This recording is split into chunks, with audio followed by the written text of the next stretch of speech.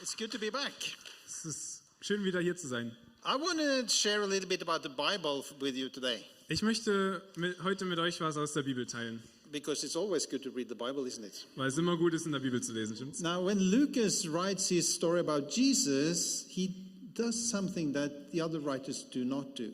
Und wenn Lukas in seinem Evangelium was über Jesus schreibt, dann tut er dort was ganz Besonderes, was die anderen Autoren nicht machen. Luke, there's quite an echo on this. Can you do something with the monitor or something? Yeah, that's better for me. Is it good for you guys? Yeah. Okay. What Lucas does is that he places two stories alongside one another. Und was Lukas tut, ist, dass er immer zwei Geschichten nebeneinander packt. Now, in the first story, the main person is a man. Und in der ersten Geschichte ist diese Hauptperson ein Mann. And in the second story, the main person is a woman. Und in der zweiten Geschichte ist die Hauptperson, um die es geht, eine Frau. And when you first see this in the Gospel of Luke and the Acts of the Apostles, you cannot unsee it.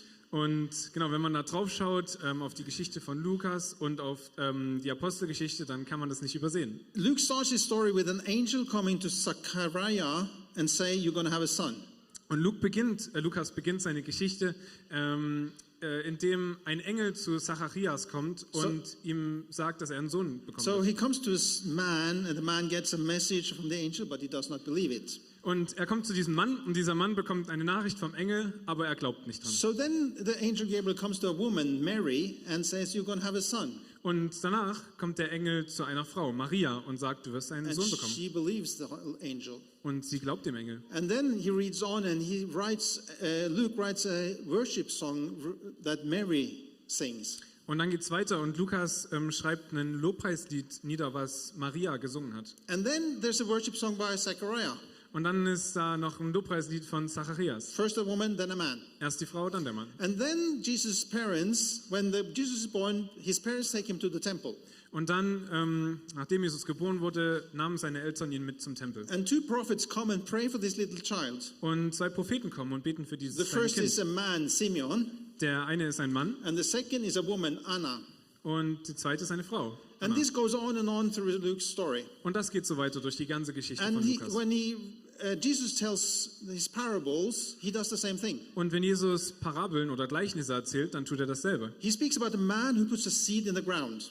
Er spricht von dem Mann, der diesen Samen in die Erde packt. And then he setzt. speaks about a woman that's making a dough bread. Und dann spricht er über diese Frau, die Sauerteig macht. And then he speaks about a man, a shepherd, that has 100 sheep and loses one of them. Und dann spricht er über diesen Mann, diesen Hirten, der 100 Schafe hat, aber eins verliert. And the next thing he tells is about a woman who has 10 coins and loses one of them. Und das nächste, was er erzählt, ist über eine Frau, die 10 Münzen hat und eine verliert. And in the Acts of the Apostles, it's the same. You see Peter, the apostle, he prays for a lame man who gets healed. Und in der Apostelgeschichte ist es dasselbe. Dort lesen wir von Petrus, der für einen Lahmen betet und er geheilt wird. And the next verse, he prays for a dead man, and this man comes back to life. Peter prayed for a dead man. Ja. No, for a dead woman, sorry. First for a sick man and then for a dead woman. Okay, also erst für einen kranken Mann und als nächstes betet er für eine tote Frau und sie kommt zum Leben. So this is homework for you. You can find a lot of these stories in Luke. Genau, und das ist Hausaufgabe für euch jetzt. Ihr könnt dann beim Lukas lesen mal da Now, drauf schauen. why does Luke do this? Aber warum tut er das? Several reasons. Für mehrere Gründe. First of all, because he wanted to show how Jesus put women on the same level as men. Zuallererst zeigt er uns, wie Jesus Frauen gleichwertig behandelt hat wie Männer. And this was totally radical in his time. Und das war komplett eine radikale Idee damals. But that's not my point today. Sorry. This is not my point today. Ja, aber darum geht es uns heute nicht. I think the other reason why Luke is doing that is he wants us to read two and two stories together. Und ich glaube, warum Lukas das macht, ist, weil er will, dass wir diese beiden Geschichten immer zusammenlesen. And very often we just read one of them and forgot the other one. Und ganz oft lesen wir nur eine von diesen Geschichten und vergessen die andere. I want us to read one story Und ich möchte, dass wir jetzt eine Geschichte that lesen, has the same thing. First a man and then a woman. wo dasselbe passiert. Erst der Mann, dann die Frau. And it's Luke chapter 10. Und das ist Lukas Kapitel 10. The first man is about a man and he comes to Jesus and Jesus tells the story of the Good Samaritan. Und da geht es darum, dass ein Mann zu Jesus kommt und Jesus erzählt die Geschichte vom guten Samariter. And then right after that there's a story about Mary, a woman who sits by the feet of Jesus. Und direkt danach geht es um die Geschichte von Maria, die zu Jesu Füßen sitzt. And Luke wants us to read these two stories together. Und Luke möchte diese beiden Geschichten, also die gehören zusammen. für Very Lukas. often we just read one of them and leave the other one and don't see they're connected, but they are connected. Und ganz oft lesen wir diese beiden Geschichten separat, aber da gibt es eine Verbindung. Now it starts, maybe you can read Luke 10, 25 to 28. Okay, so wir lesen Lukas 10, 25 bis 28. 28? Ja. Okay. Ein Gesetzeslehrer wollte Jesus auf die Probe stellen. Meister, fragte er, was muss ich tun, um das ewige Leben zu bekommen? Jesus entgegnete, was steht im Gesetz? Was liest du dort? Er antwortete, du sollst den Herrn, deinen Gott, lieben von ganzem Herzen, mit ganzer Hingabe und mit all deiner Kraft und mit deinem ganzen Verstand. Und du sollst deine Mitmenschen lieben wie dich selbst. So the main thing is you have to love God and you have to love other people. Genau, also es geht darum, wir sollen Gott lieben und wir sollen andere Menschen lieben. And then there come two illustrations, not just one. There come two illustrations, Ja, und da not gibt es just im one. Prinzip diese zwei Bilder. The first illustration is the Good Samaritan. Und das erste Gleichnis, was dann erzählt wird, ist vom guten Samariter. And we're not going to read through that. I think you know the story of the Good Samaritan. Und wir werden das jetzt nicht komplett durchlesen, ihr kennt das vielleicht schon. But there's a man who's been robbed and he's been beaten almost to death by some people. Aber es geht im Prinzip um einen Mann, der ausgeraubt wurde und der fast zu Tode geprügelt wurde von And a anderen priest Menschen. walks by Und ein Priester kommt vorbei. and he sees this guy lying half dead on the ground. Und er sieht ihn dort halbtot liegen And then he just leaves him there. und dann geht er einfach weiter und lässt ihn Actually, zurück. if those of you who know Greek, Und die von euch, die Griechisch können, you will see that the word here is he actually goes on the other side of the road. die werden vielleicht dann lesen können, dass dort steht, dass er auf die andere Seite der Straße geht sogar. He sees the guy lying there Und er sieht den Mann, der dort liegt, and he walks on the other side of the road und er geht auf die andere Seite der and go Straße on. und geht weiter. Why does he do that? Warum macht er das? Because he was a priest.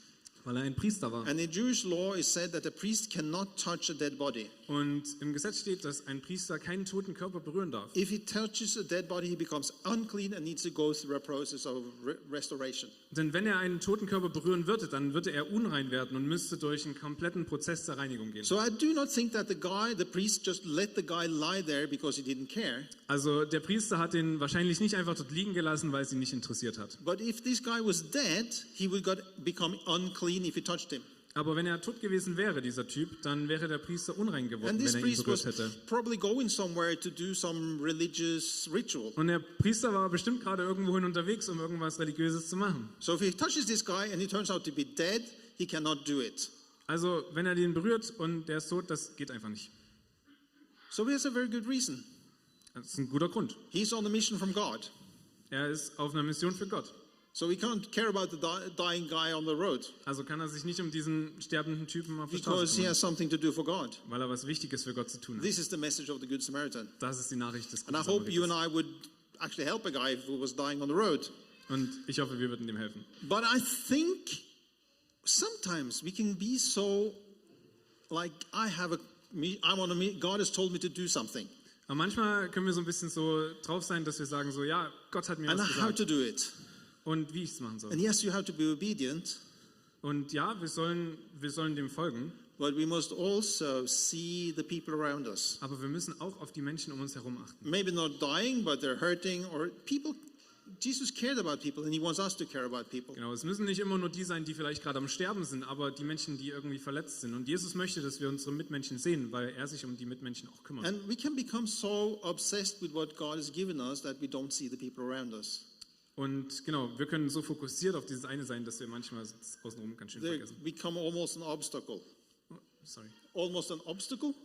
Obstacle is something other that hinders you. people, Yeah, the other people can Okay, become an also obstacle. genau, die anderen Menschen um uns herum bekommen dann werden so ein bisschen It's a bit Hindernis. pity that this guy is dying, but he can't stop me from doing what God told me to do. Genau, also der liegt dort, der Sterbende, aber der kann mich nicht davon abhalten, das zu tun, was Gott mir gesagt hat. So this is the story of the Good Samaritan. Genau, und das ist die Geschichte vom guten Samariter. But then there comes the next story where it's a woman in a key. Und dann kommt die nächste Geschichte, wo es um diese Frau geht. And you remember, we need to look at both stories. Und vergesst nicht, wir müssen auf beide Geschichten schauen.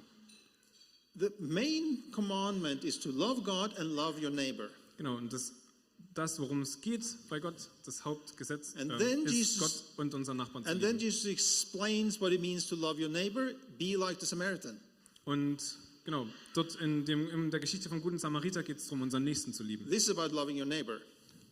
geht es darum, unser Nächsten zu lieben. Now let's have a look at what it means to love God. Und jetzt schauen wir drauf, was es bedeutet, Gott zu lieben. And maybe you can read the story about Mary. It's Luke 10:38 to 42.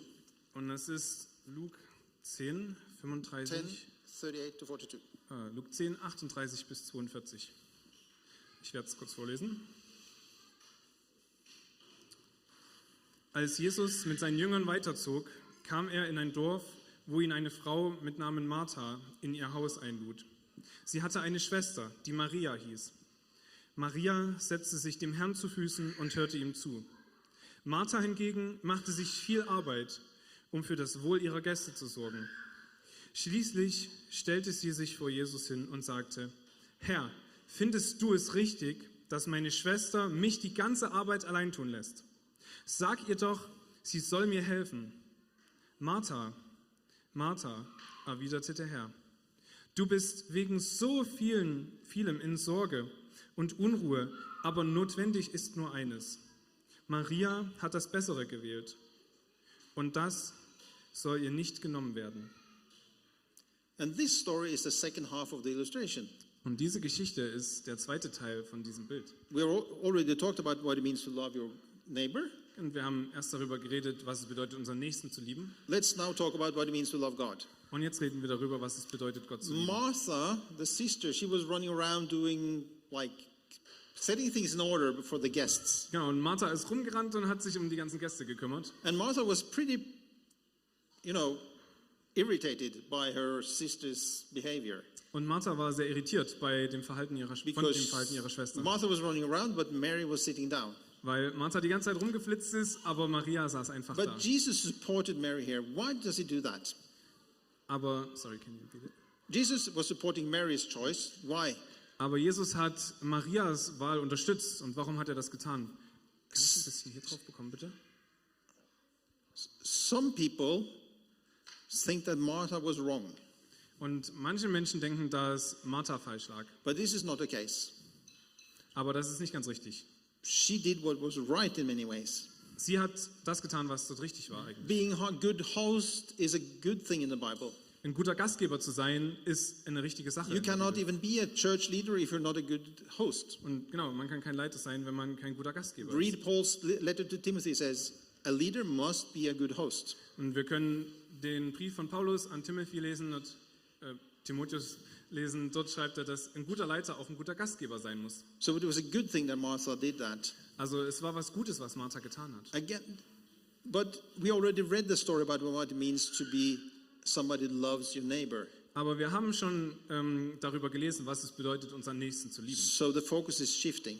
Also verändert sich hier der Fokus. Now, you have to realize that when Mary sat down by the feet of Jesus, the house was full Und of people. genau, was dort steht, ist, dass das Haus komplett voll ist mit Menschen. If you read the Gospels, you see that loads of people follow Jesus. Und wenn wir in den Evangelien lesen, ganz, ganz viele Menschen folgen Jesus. And one day, Jesus came to the house of these two sisters. Und eines Tages ist Jesus zum Haus dieser And beiden the Schwestern house gekommen. was packed. Und das Haus war voll.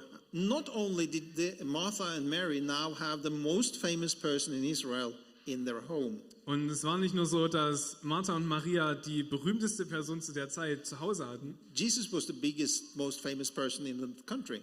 Jesus war damals wirklich das Gespräch im ganzen Land. And he's now in your living room.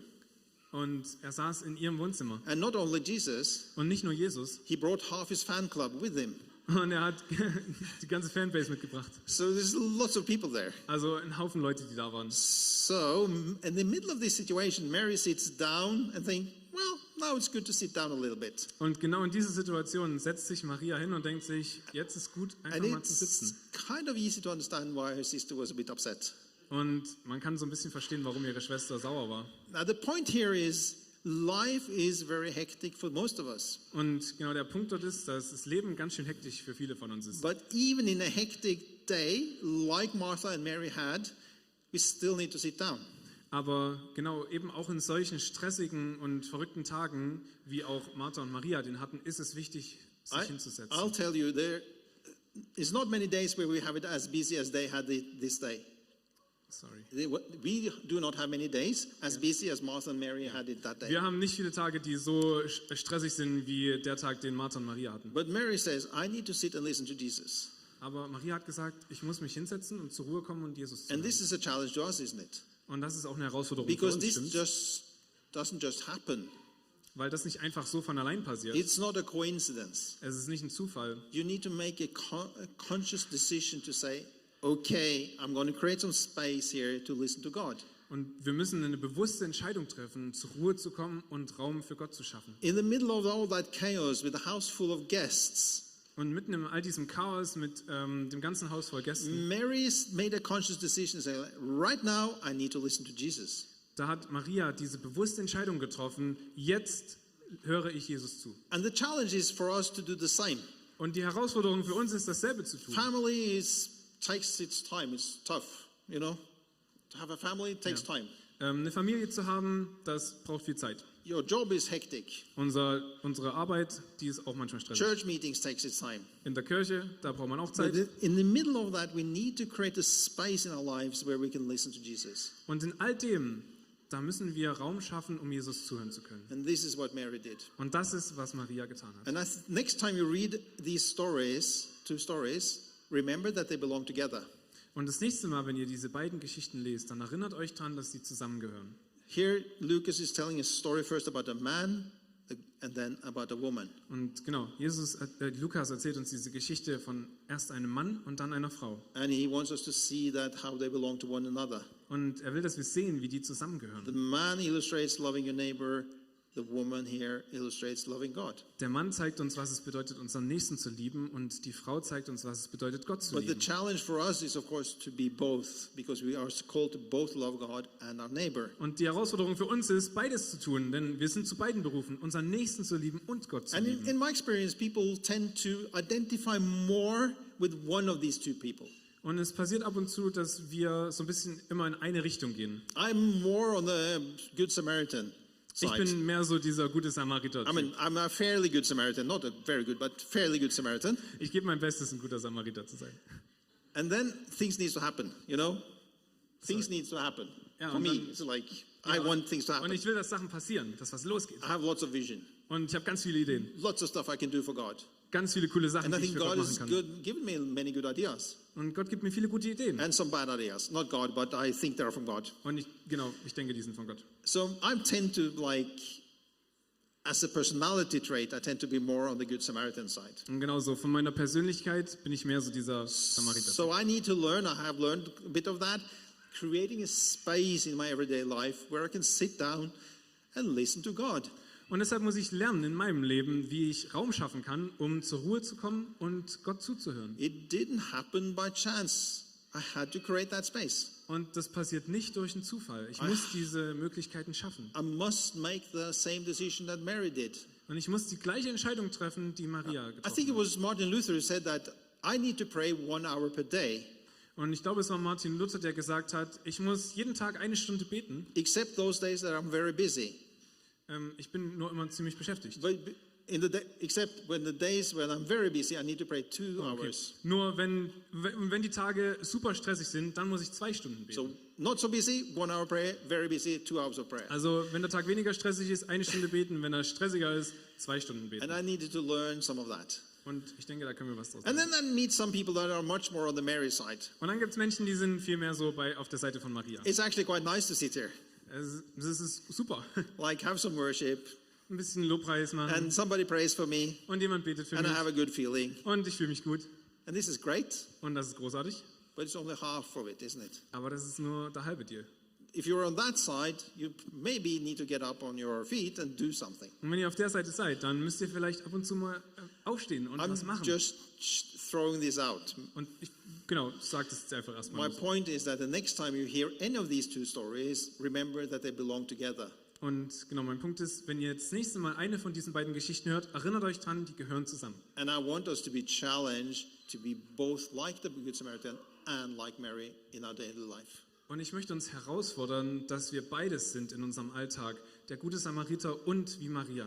Because then we fulfill the great commandment, which is love God and love your neighbor. Denn dann erfüllen wir dieses erste Gebot von Gott, liebe Gott und deinen Nächsten.